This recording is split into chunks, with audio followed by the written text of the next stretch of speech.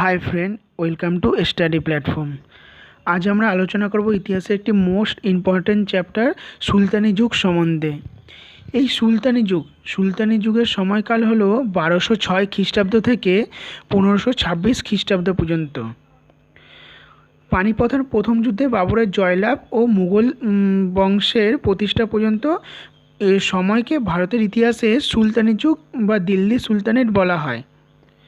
1206 থেকে 1526 খ্রিস্টাব্দ পর্যন্ত প্রায় 300 বছরের অধিককাল এই সুলতানি শাসনে 5টি রাজবংশ দিল্লির সিংহাসনে বসেন। পরপর তারা সিংহাসনে বসেছিলেন। এগুলি হলো, প্রথমেরটা ছিল দাস বংশ অর্থাৎ স্লেভ ডাইনাস্টি, যার সময়কাল ছিল 1206 খ্রিস্টাব্দ থেকে 1290 খ্রিস্টাব্দ পর্যন্ত। তারপর বসেছে খলজি বংশ। খলজি বংশের সময়কাল 1290 খ্রিস্টাব্দ থেকে 1320 খ্রিস্টাব্দ পর্যন্ত। খলজি বংশের পরবর্তী বংশ তুগলক বংশ। তুগলক বংশের সময়কাল 1320 খ্রিস্টাব্দ থেকে 1413 খ্রিস্টাব্দ পর্যন্ত। তুগলক বংশের পরবর্তী বংশ সৈয়দ বংশ। এই সৈয়দ বংশের সময়কাল 1414 খ্রিস্টাব্দ থেকে 1451 খ্রিস্টাব্দ পর্যন্ত। সৈয়দ বংশের পরবর্তী বংশ অর্থাৎ শেষ সুলতানি বংশ, তা লোদি বংশ। এই লোদি বংশের সময়কাল 1451 খ্রিস্টাব্দ থেকে 1526 খ্রিস্টাব্দ পর্যন্ত। এবার আলোচনা করা যাক দিল্লি সুলতানি যুগের প্রথম বংশ অর্থাৎ দাস বংশ বা স্লেভ ডাইনেস্টির সম্বন্ধে। এই দাস বংশের সময়কাল 1206 খ্রিস্টাব্দ থেকে 1290 খ্রিস্টাব্দ পর্যন্ত। দাস বংশের প্রতিষ্ঠাতা কুতুবউদ্দিন আইবক। কুতুবউদ্দিন আইবকের সময়কাল 1206 খ্রিস্টাব্দ থেকে 1210 খ্রিস্টাব্দ পর্যন্ত। এই কুতুবউদ্দিন আইবক ছিলেন জাতিতে তুর্কি জাতি। তার জন্ম হয় তুর্কিস্তানের আইবক উপজাতি পরিবারে। এই তুর্কি ভাষায় আইবক কথার অর্থ চাঁদের মতন সুন্দর। 1206 খ্রিস্টাব্দে মোহাম্মদ ঘুরির মৃত্যুর পর কুতুবউদ্দিন আইবক স্বাধীন ও সার্বভৌম নরপতি হিসেবে তিনি শাসনভার গ্রহণ করেন। মোহাম্মদ ঘুরি কুতুবউদ্দিনকে মালিক উপাধি দিয়ে ভূষিত করেন। তার দানশীলতার জন্য তাকে লাখ বক্স বা লক্ষ দাতার খ্যাতি অর্জন করেন। কুতুবউদ্দিন আইবক ছিলেন কুতুব মিনারের প্রতিষ্ঠাতা। এর নামকরণ করেন বিখ্যাত সুফি সাধক বা সুফি সাধু খাজা কুতুবউদ্দিন বখতিয়ার কাফির নামানুসারে। তার সময়কালে নির্মিত দুটি মসজিদ একটা কোয়াত উল ইসলাম, যেটি দিল্লিতে অবস্থিত, আর একটি আড়াই দিনকা ঝোপড়া, যেটি আজমিরে অবস্থিত। সেই সময় বিখ্যাত ঐতিহাসিক হাসান নিজামি এবং ফখরুদ্দিন তার পৃষ্ঠপোষকতা লাভ করেন। এই সময় হাসান নিজামির রচিত গ্রন্থটি তাজ উল মাসির, আর ফখরুদ্দিন রচিত গ্রন্থটি তারিক ই মুবারিক শাহী। কুতুবউদ্দিন আইবক 1210 সালে পোলো খেলতে গিয়ে ঘোড়ার পিঠ থেকে পড়ে মারা যান। কুতুবউদ্দিনের মৃত্যুর পর তার সিংহাসনে বসেন তার অযোগ্য পুত্র আরাম শাহ। আরাম শাহের সময়কাল 1210 খ্রিস্টাব্দ থেকে 1211 খ্রিস্টাব্দ অবধি। কুতুবউদ্দিনের মৃত্যুর পর লাহোরের ওমরগণ তার পালিত পুত্র আরাম শাহকে লাহোরের সিংহাসনে বসান। তিনি ছিলেন অনভিজ্ঞ ও অনাকর্ম ব্যক্তি। তার অকর্মতার সুযোগে নবপ্রতিষ্ঠিত সাম্রাজ্যে বিশৃঙ্খল দেখা দেয়। এই অবস্থায় দিল্লির আমির ওমরাহগণ কুতুবউদ্দিনের জামাতা ও বদায়ুন প্রদেশের শাসনকর্তা ইলতুৎমিশকে সিংহাসনে বসার আমন্ত্রণ জানান।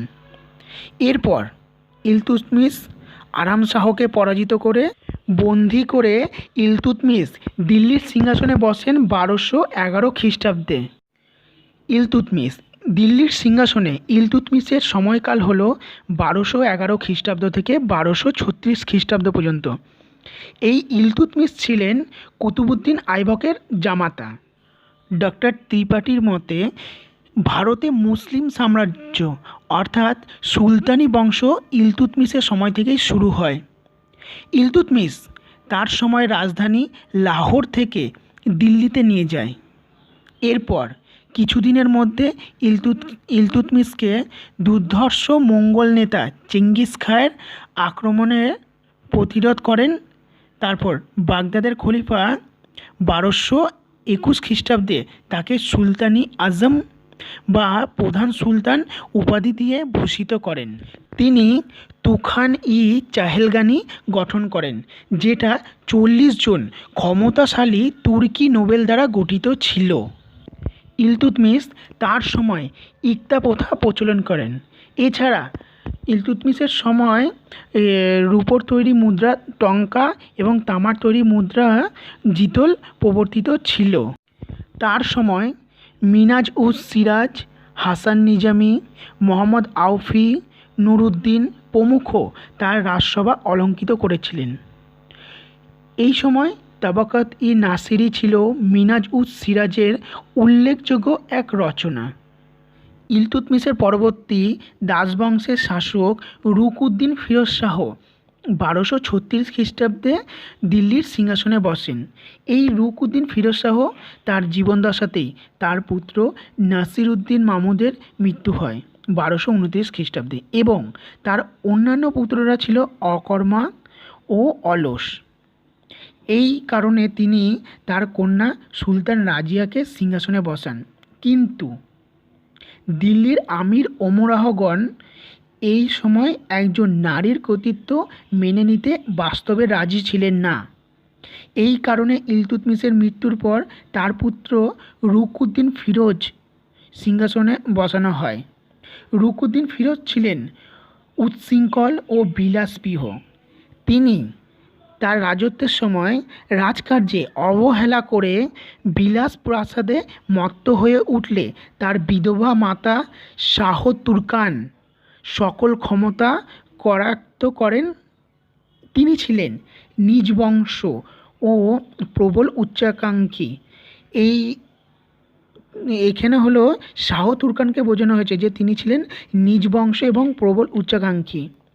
এইভাবে মাতা ও পুত্রের অত্যাচারে রাজ্যের সর্বত্র প্রবল ক্ষোভের সঞ্চার হয়। এরপর সুলতান রাজিয়া দিল্লির সিংহাসনে জনসাধারণ এবং সামরিক বাহিনীর সমর্থন নিয়ে দিল্লির সিংহাসনে বসেন। এরপর দিল্লির শাসনকার্যে সুলতান রাজিয়ার সময়কাল হল 1236 খ্রিস্টাব্দ থেকে 1240 খ্রিস্টাব্দ পর্যন্ত। সুলতান রাজিয়া শাসক হিসাবে সিংহাসনে বসার পরেই প্রাদেশিক শাসনকর্তা ও আমির ওমরাহরা তার বিরুদ্ধে বিদ্রোহ করলে অসাধারণ বুদ্ধিমত্তা এবং বিভেদ নীতির মাধ্যমে তিনি নিজের অধিকার সুপ্রতিষ্ঠিত করেছিলেন।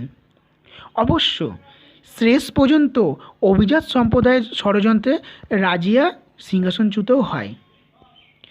সুলতান রাজিয়া ছিলেন বিচক্ষণ এবং যোগ্য শাসক। তিনি ছিলেন বহু গুণের অধিকারিণী। সেই সময় পর্দা প্রথা যে প্রচলিত ছিল, সেই সময় সুলতান রাজিয়া সেই পর্দা প্রথা মানতেন না। তার সরকারি মুদ্রাতে সুলতান খেতাব ব্যবহার করতেন। ঐতিহাসিক মিনাজের মতে দিল্লির সুলতান পদ অধিকার করার মতো সমস্ত যোগ্যতা সুলতান রাজিয়ার ছিল। সুলতান রাজিয়া ছিলেন মধ্যযুগীয় ভারতের ইতিহাসে একমাত্র প্রথম ও শেষ মুসলিম মহিলা শাসক। সুলতান রাজিয়াকে সিংহাসনচ্যুত করার পর তার পরবর্তী শাসক মুইজউদ্দিন বাহরাম শাহ দিল্লির সিংহাসনে বসেন। মুইজউদ্দিন বাহরাম শাহর সময়কাল হল 1240 খ্রিস্টাব্দ থেকে 1242 খ্রিস্টাব্দ পর্যন্ত। এরপর তার পুত্র আলাউদ্দিন মাসুদ শাহ সিংহাসনে বসেন। তার সময়কাল হলো 1242 থেকে 1246 খ্রিস্টাব্দ পর্যন্ত। আলাউদ্দিন মাসুদ শাহের পরবর্তী শাসক নাসিরউদ্দিন মাহমুদ শাহ, এর সময়কাল হলো 1246 খ্রিস্টাব্দ থেকে 1265 খ্রিস্টাব্দ পর্যন্ত। তার পরবর্তী শাসক গিয়াসউদ্দিন বলবন। গিয়াসউদ্দিন বলবনের সময়কাল হলো 1265 খ্রিস্টাব্দ থেকে 1287 খ্রিস্টাব্দ পর্যন্ত। এবার একটু আলোচনা করা যাক গিয়াসউদ্দিন বলবন সম্বন্ধে। গিয়াসউদ্দিন বলবনের সময়কাল হলো 1265 খ্রিস্টাব্দ থেকে 1287 খ্রিস্টাব্দ পর্যন্ত। এই গিয়াসুদ্দিন বলবনের প্রকৃত নাম ছিল হলো বাহাউদ্দিন। গিয়াসুদ্দিন বলবনের এরপর উপাধি ছিল তার উপাধির নাম হলো উলুগ খাঁ। এই সময় 40 চক্র নামে 40 জন কৃতদাস নিয়ে গঠিত আমির ওমরাহদের একটি প্রভাবশালী চক্র সাম্রাজ্যের প্রায় সমস্ত ব্যাপারে নাক গলিয়ে নিজেদের প্রাধান্য বিস্তারের চেষ্টা চালাতো।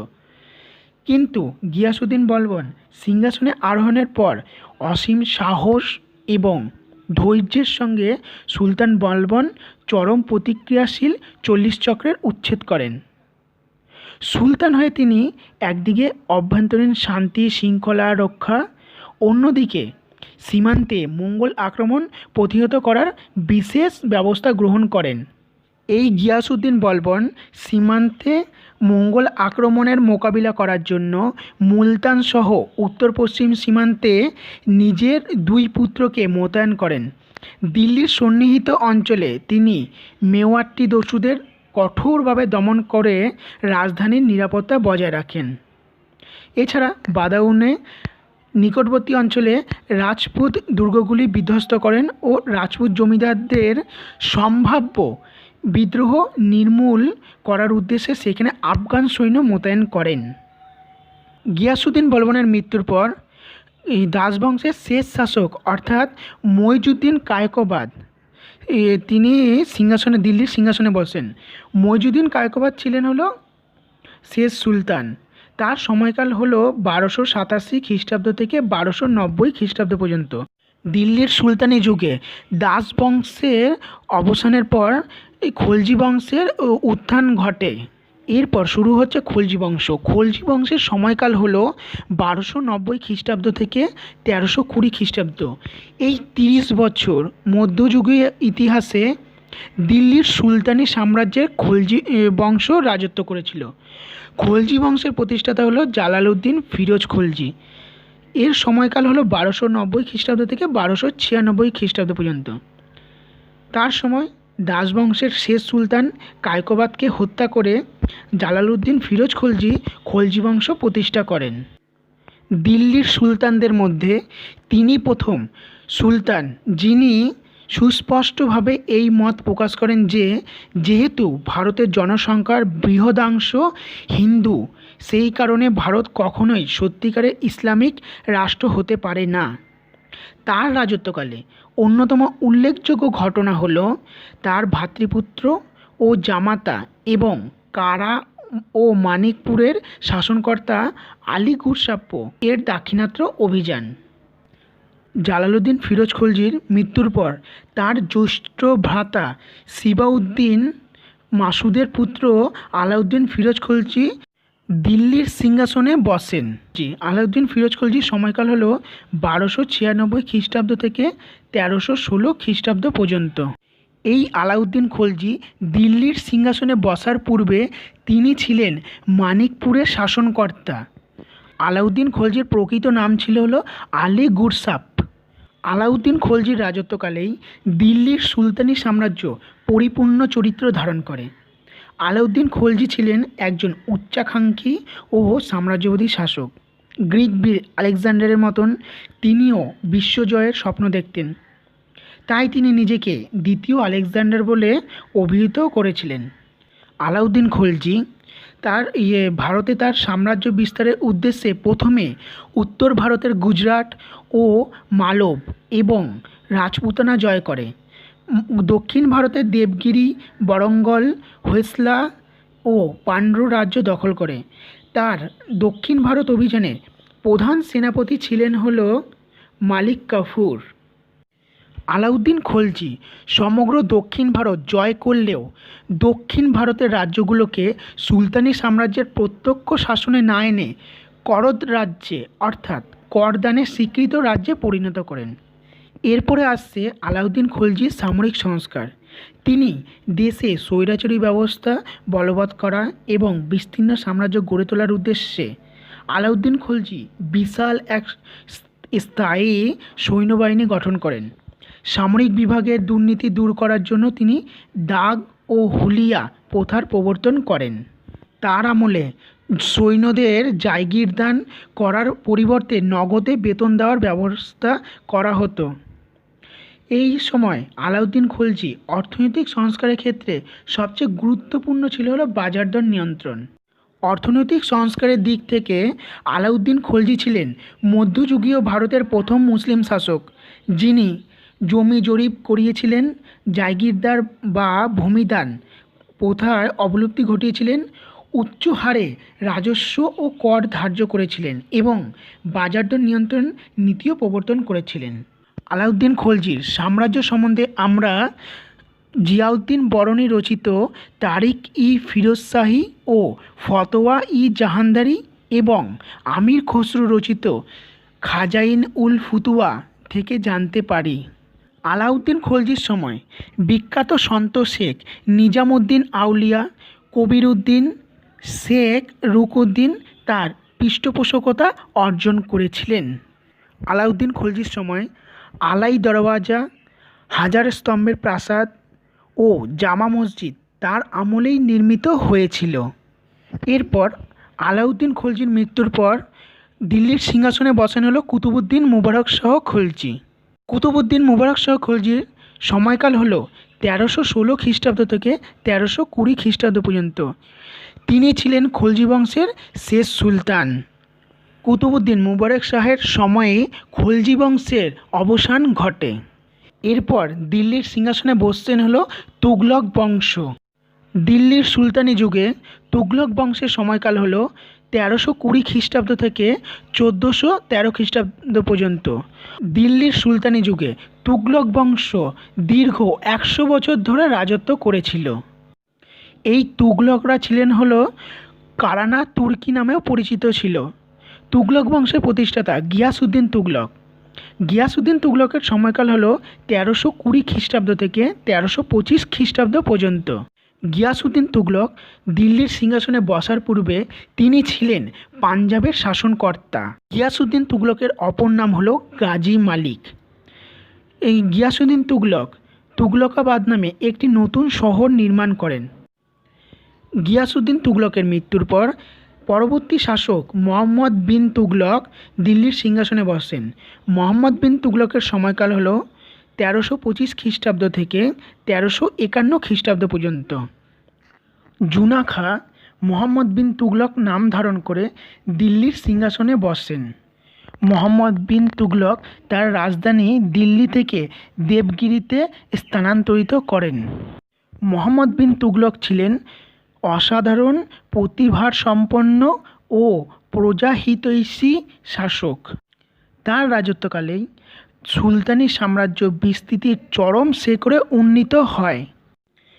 মোহাম্মদ বিন তুগলকের ক্ষমতায় অধিষ্ঠিত হওয়ার পর তিনি অভ্যন্তরীণ ও বৈদেশিক ক্ষেত্রে বেশ কয়েকটি পরিকল্পনা গ্রহণ করেন, কিন্তু শেষমেশ তার সব পরিকল্পনাগুলোই ব্যর্থ হয়। এই কারণে সুলতানি যুগের ইতিহাসে মোহাম্মদ বিন তুগলক পাগলা রাজা নামে পরিচিত। মোহাম্মদ বিন তুগলকের শাসনকালে মরক্কো থেকে আগত পর্যটক ইবন বতুতা ভারতে আসেন। সেই সময় তার লেখা গ্রন্থটি হল কিতাব উল রাহেলা। এরপর মোহাম্মদ বিন তুগলকের পরবর্তী শাসক ফিরোজ শাহ তুগলক দিল্লির সিংহাসনে বসেন। ফিরোজ শাহ তুগলক সময়কাল হল 1351 খ্রিস্টাব্দ থেকে 1388 খ্রিস্টাব্দ পর্যন্ত। ফিরোজ শাহ তুগলকের রাজধানী ছিল হলো ফিরোজাবাদ। তার সময় মুদ্রা ছিল হলো আধা ও বিক, এই দুটি হলো তার সময় মুদ্রার নাম। তার সময় এই দুটি মুদ্রা ব্যবহৃত হতো। তার সময় বিখ্যাত ঐতিহাসিক জিয়াউদ্দিন বরনী রাজসভা অলঙ্কৃত করেন। তার রচিত অর্থাৎ জিয়াউদ্দিন বরনী রচিত গ্রন্থটি হল তারিক ই ফিরোজ শাহী।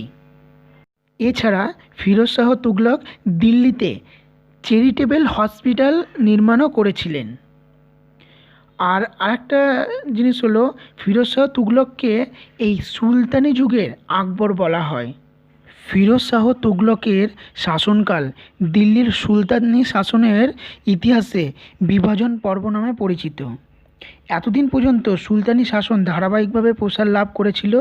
মুহাম্মদ বিন তুগলক ইচ্ছার বিরুদ্ধে সুলতানি শাসনকে বিপদের মুখে ঠেলে দেয়, কিন্তু ফিরোজ শাহ তুগলক যে নীতি পদক্ষেপ নিয়েছিল সেগুলি সুলতানি শাসনের শক্তি ও সংহতির পক্ষে চূড়ান্ত ক্ষতিকারক হয়েছিল। কারণ প্রথমত, রাজ্য বিস্তার নীতির ক্ষেত্রে তিনি চূড়ান্ত ব্যর্থতার পরিচয় দেন।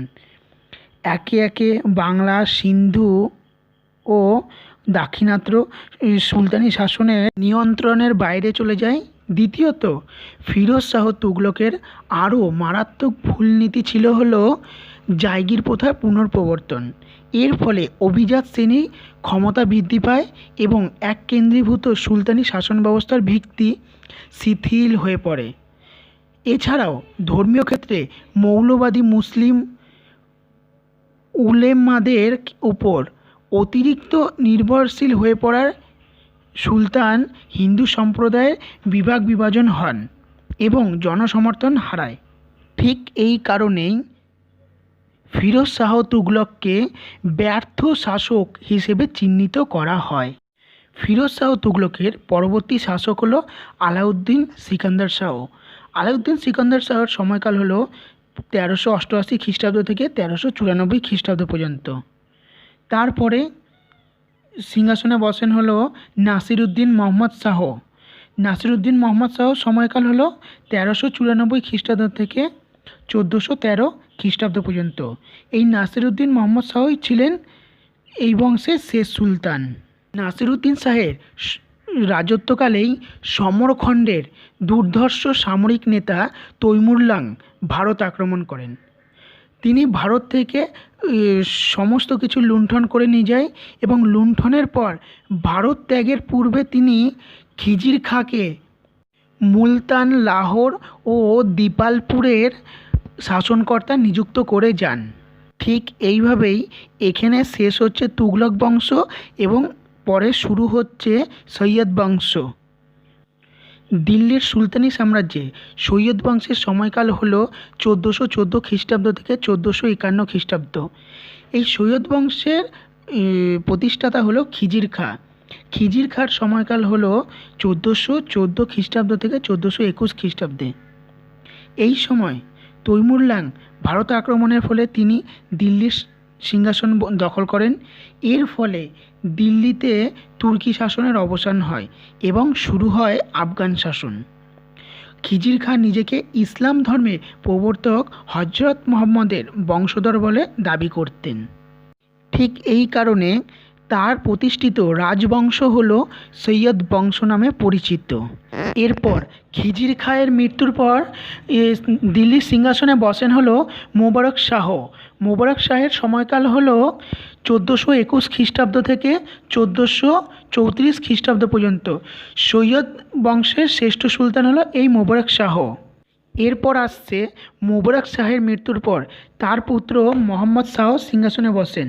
মোহাম্মদ শাহের সময়কাল হলো 1434 খ্রিস্টাব্দ থেকে 1445 খ্রিস্টাব্দ পর্যন্ত। মোহাম্মদ শাহের পর আলাউদ্দিন আলম শাহ দিল্লির সিংহাসনে বসেন। আলাউদ্দিন আলম শাহের সময়কাল হলো 1445 খ্রিস্টাব্দ থেকে 1451 খ্রিস্টাব্দ পর্যন্ত। এই আলাউদ্দিন শাহই ছিলেন সৈয়দ বংশের শেষ সুলতান। এরপর আলাউদ্দিনের সময়েই সৈয়দ বংশের অবসান ঘটে এবং লোদি বংশের উত্থান এরপর থেকেই শুরু হয়। দিল্লির সুলতানি যুগে এই লোদি বংশই ছিলেন শেষ বংশ। এই লোদি বংশের পরেই দিল্লির সুলতানি যুগ অবসান ঘটে এবং তারপরে শুরু হলো ভারতে মুঘল সাম্রাজ্য। লোদি বংশের সময়কাল হলো 1451 খ্রিস্টাব্দ থেকে 1526 খ্রিস্টাব্দ পর্যন্ত। পানিপথের প্রথম যুদ্ধ অর্থাৎ 1526 বাবরের সঙ্গে ইব্রাহিম লোদির যে পানিপথের যুদ্ধ হয়েছিল সেই সময়কালটা। দিল্লির লোদি বংশের প্রতিষ্ঠাতা বহলুল লোদি ছিলেন দিল্লির প্রথম আফগান সুলতান। বহলুল লোদির সময়কাল হলো 1451 খ্রিস্টাব্দ থেকে 1489 খ্রিস্টাব্দ পর্যন্ত। বহলুল লোদি তার সাম্রাজ্যকালে রূপোর মুদ্রা প্রচলন করেছিলেন। এই বহলুল লোদি ছিলেন দিল্লির সুলতানদের মধ্যে দীর্ঘদিন রাজত্বকারী শাসক। এরপর বহলুল লোদির মৃত্যুর পর তার পুত্র সিকান্দার লোদি সিংহাসনে বসেন। সিকান্দার লোদির আসল নাম হলো নিজাম খাঁ। তিনি সিকান্দার লোদি নাম নিয়ে দিল্লির সিংহাসনে বসেন। সিকান্দার লোদির সময়কাল হলো 1489 খ্রিস্টাব্দ থেকে 1517 খ্রিস্টাব্দ পর্যন্ত। এই সিকান্দার লোদি তার রাজত্বকালে 1504 খ্রিস্টাব্দে আগ্রা শহর নির্মাণ করেন। এরপর সিকান্দার লোদির পরবর্তী শাসক ইব্রাহিম লোদি দিল্লির সিংহাসনে বসেন। ইব্রাহিম লোদির সময়কাল হল 1517 খ্রিস্টাব্দ থেকে 1526 খ্রিস্টাব্দ পর্যন্ত।